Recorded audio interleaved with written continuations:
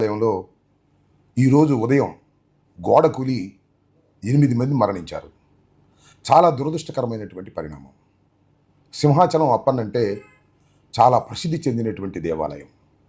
చందనోత్సవానికి మన రాష్ట్రం నుంచే కాక పక్క రాష్ట్రాల నుంచి కూడా భక్తులు విరివిగా వచ్చి నిజరూప దర్శనం చేసుకునేటటువంటి ఒక పవిత్రమైన రోజుగా భావిస్తారు.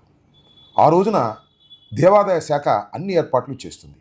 కానీ దురదృష్టం, మరి ఏర్పాటు లోపమో లేక అశ్రద్ధో 8 మంది ప్రాణాలు బలిగొన్నటువంటి సంఘటన నిజంగా హృదయ విదారకమైనటువంటి సంఘటన.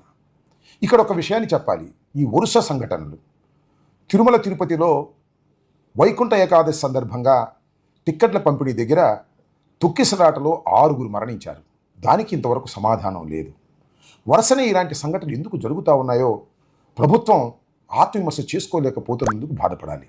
అంతేకాదు, గోవులు తిరుమల తిరుపతి దేవస్థానానికి సంబంధించినటువంటి గోశాలలో గోవులు వరుసగా మరణిస్తున్నాయి.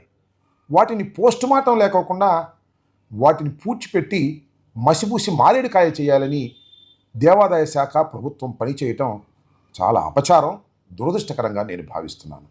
అంతేకాదు, శ్రీకాకుళం జిల్లాకు చెందిన శ్రీకూర్మంలో మహావిష్ణువు యొక్క అవతారమైనటువంటి కూర్మాలు, నక్షత్ర తాబేళ్లు ఆ క్షేత్రంలో వరుసగా చనిపోతుంటే పట్టించుకున్న నాదుడు లేదు.